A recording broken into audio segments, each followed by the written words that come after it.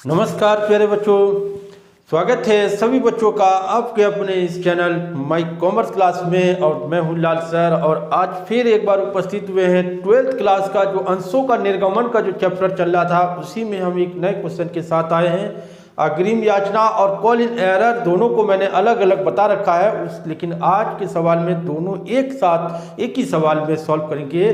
तो उसी सवाल को हम लेके आए हैं। तो सॉल्व करने से पहले मेरा सभी छात्रों से अनुरोध है जो हमारे चैनल में जिन्होंने अब तक सब्सक्राइब नहीं किया है, वीडियोस को लाइक नहीं किया है, फटाफट हमारे चैनल को सब्सक्राइब करें और वीडियोस को लाइक करें। तो आगे चलते हैं, बढ़ते हैं। तो हमारा आज का सवाल है, एक्स लिमिटेड ने 10 रुपये वाले 10,000 अंशों का निर्गमन किया जो आवेदन पर 2 रुपये, आवंटन पर ₹3, प्रथम याचना पर ₹3 और शेष द्वितीय याचना पर जिसे अभी मांगा नहीं गया है। यानी कंपनी ने अभी सिर्फ 3 ही किस्त मांगी है, आवेदन, आवंटन और फर्स्ट कॉल प्रथम याचना, द्वितीय याचना बाकी अभी नहीं मांगा है, मांगा नहीं गया। मोहन जिसके पास 200 अंश थे प्रथम मांग नहीं दे सका, ना दे सका मतलब उसने प्रथम मांग की राशि नहीं दे रहा है। वहीं सोहन जिसके पास 500 अंश थे प्रथम याचना के साथ संपूर्ण राशि दे देता है। इसके लिए पहले डायग्राम बना लेते हैं, चित्र एक इसका कॉलम बना लेते हैं, हम समझ लेते हैं इसमें। तो सबसे पहले हमारा है application, allotment, first call, second call. तो कॉलम तालिका के हिसाब से हम इसको समझ लेते हैं पहले। तो सर्वप्रथम आवेदन है आपका 2 रुपये, अलॉटमेंट है 3 रुपया, प्रथम याचना भी 3 रुपया, शेष कितना बचे 10 रुपये वाले, 3 3 6 2 8 रुपये, बाकी बचे कितने, सेकंड याचना पर 2 रुपया हो गया। याद रखना है कि इसको अभी मांगा नहीं गया है, सेकंड याचना अभी मांगा नहीं गया है। तो 10,000 अंशों को हम लेके चल रहे हैं, 10 दूनी 20,000, 10 तिया 30,000, 10 तिया 30,000 और यहाँ पर जब कंपनी मांगेगी तो 20,000 का ड्यू हो जाएगा। और जिसके बाद रिसीव है इस नई अमाउंट, पूरा पैसा मिल गया है। तो यहाँ 30,000, 30,000 और 20,000। देखिए इसमें पूरा पैसा मिल गया है, इसलिए इसमें लिखा नहीं है। हम ये मानेंगे कि पूरा पैसा मिल चुका है कंपनी को, लेकिन यहाँ पर 2 लोगों के कुछ पैसे ऐसे हैं कि एक ने बकाया है और एक का एडवांस दिया हुआ है। देखिए 2 व्यक्ति, एक व्यक्ति कौन, मोहन क्या कर रहा है, जिसके पास 200 अंश थे, उसने प्रथम याचना की राशि 3 रुपया यानी 3 दूनी 600 रुपया यहाँ पर नहीं दे रहा है। तो कंपनी को 600 रुपया कम आया पैसा। लेकिन दूसरा व्यक्ति जिसके पास 500 अंश थे उसने प्रथम याचना के साथ पूरी राशि दे रहा है। पूरी राशि का मतलब कंपनी ने अभी ये मांगा ही नहीं है और यहीं पर इसने प्रथम याचना तो दे ही रहा है और साथ में पूरा पैसा का मतलब पूरे अगली किस्त भी देकर जा रहा है। तो अगली किस्त सोहन जिसके पास 500 अंश थे, अगली किस्त कितने की है, 2 रुपये की थी, जिसे अभी कंपनी ने मांगा नहीं था, लेकिन प्रथम याचना पर यही वाला पैसा भी दे के जा रहा है। 5 दूनी 10, 1,000 रुपये यहाँ पर दे के गया। तो कंपनी को जो छठी एंट्री होगी वहाँ कितना, 30,000 में 1,000 प्लस हुआ 31,000। 600 रुपया नहीं आया तो 600 कम कर दिया मैंने, तो 31,000 में 600 कम कर दिया तो कंपनी को आया कितना, 30,400 रुपया पैसा बैंक में कैश आएगा। तो यहाँ पर पहली एंट्री हमारी ये हो गई, दूसरी एंट्री ये हो गई, तीसरी, चौथी, पांचवी, छठी एंट्रियाँ तो मैंने आपको पहले ही बता रखा है, इसलिए मुझे नहीं लगता आपको अब एंट्रियों को सही से उसको करने में कोई कठिनाई आ रही होगी या परेशानी आ रही होगी, क्योंकि एंट्रियाँ सब कुछ वही है जैसे, क्योंकि सारे सवालों को एंट्री तो सेम है। बस क्या है आपका, ये तालिका के हिसाब से अमाउंट को घट बढ़ जो हो रहे हैं, जिसमें कुछ अमाउंट में कुछ कमी या वृद्धि हो रही है, उसी को हमने सही से समझना है ताकि आपको अमाउंट में गड़बड़ ना हो। एंट्रियाज तो बच्चों को याद हो जाती, मेन चीज़ होता है कैलकुलेशन, क्योंकि कैलकुलेशन में ही बच्चे कई बच्चे ऐसे हैं जो कैलकुलेशन में गलती करते हैं, कहाँ क्या जुड़ रहा है, कहाँ क्या घट रहा है, उसी चीज़ को हमने समझना है। और मेरा दावा है कि अगर आप इसी चीज़ को समझ लिया, तालिका बनाना या अमाउंट को कैलकुलेशन करना अगर जो देख समझ लिया आपने, तो कहीं भी आप बोर्ड के एग्जाम में अगर कहीं सवाल आ जाएगा तो आएगा तो है, ये पक्का 100% सवाल आएगा अंशों के निर्गमन से संबंधित। शॉर्ट क्वेश्चन भी आएंगे जो 3-4 नंबर के होंगे, लॉन्ग क्वेश्चन भी आएंगे जो 5-6 नंबर के भी होंगे।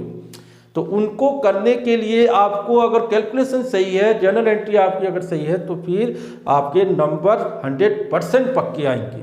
तो इसको सवाल करते हैं। तो पहली एंट्री हमारी नीचे वाली जो एंट्री है वो बैंक की है।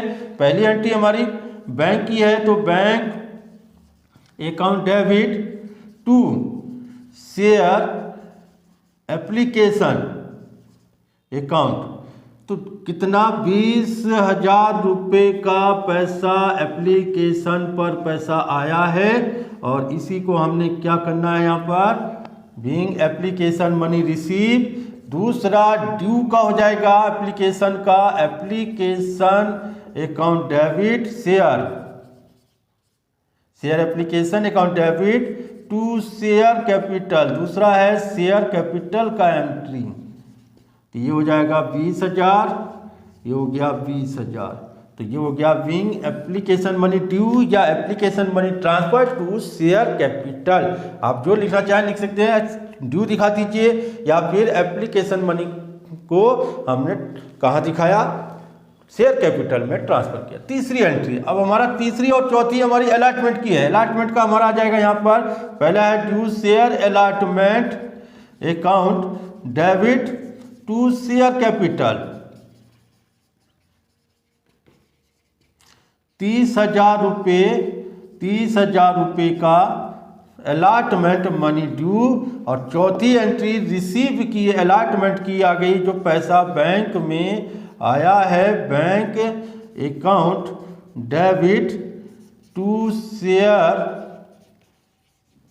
अलॉटमेंट अकाउंट 30,000 रुपये, 30,000। ये हो गया अलॉटमेंट मनी रिसीव। पांचवा फिर फर्स्ट कॉल मनी का ड्यू का हो जाएगा, तो यहाँ हो गया आपका share first call account debit to share capital account कितना, 30,000 रुपये। अब आता है, ये हो गया फर्स्ट कॉल मनी ड्यू। अब छठी एंट्री मेन है, छठी एंट्री में क्या जुड़ा क्या घटा। मैंने कहा था जो चीज़ घट रही है उसको डेबिट करना है, और जो चीज़ जहाँ जुड़ रही है उसको क्रेडिट साइड दिखाना है। तो ये देखिए यहाँ पर ये है एरर और ये है एडवांस। एरर 600 रुपया क्या है, एरर घट रहा है, और 1,000 रुपये क्या है, एडवांस, जो कि पहले पैसा दे चुका व्यक्ति, तो इसको हमने कंपनी ने क्या करा, एडवांस में दिखा दिया। तो एडवांस टोटल पैसा कितना आया बैंक में, 30,400 रुपया।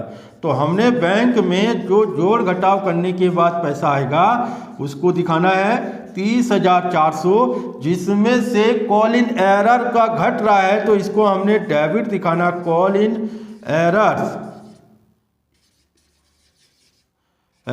अकाउंट डेबिट 600 रुपया to share first call account 30,000 रुपये टू कॉल इन एडवांस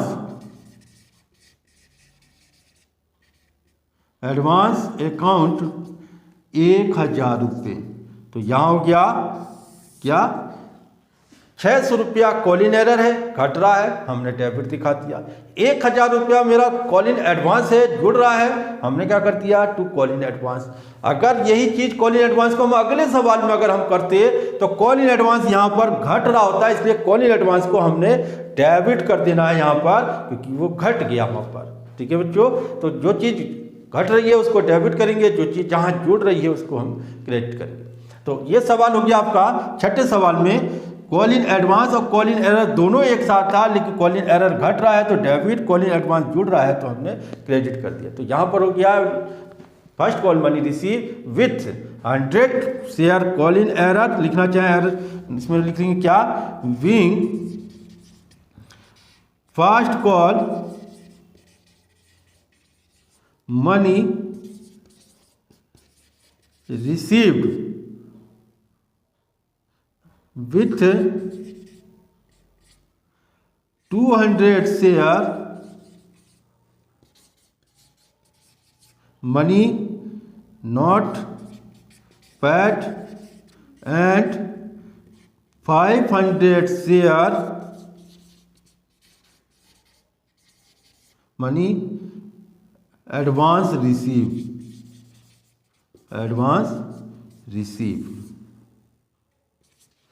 यानी कि 200 अंशों का पैसा नहीं मिला है और 500 अंशों का पैसा एडवांस पैसा रिसीव हुआ है। तो ये रहा हमारा एक ही सवाल में एडवांस और एरर को कैसे शो करना है। उम्मीद है कि सभी बच्चों को समझ में आया होगा किस तरीके से। जनरल एंट्री तो आपको याद हो गया होगा अब तक, तो जनरल एंट्री आपने याद भी कर लिया होगा, लेकिन बस यही चीज़ समझना है क्या चीज़ जोड़ना है, कैसे जोड़ना, कहाँ घटना कहाँ नहीं घटना। ठीक है, तो आज के लिए इतना ही है। तो फिर अगले वीडियो में फिर एक नए टॉपिक के साथ इसी से रिलेटेड फिर मिलेंगे। तब तक के लिए सभी बच्चों को, सभी छात्रों को मेरा प्यार भरा नमस्कार, धन्यवाद, थैंक यू।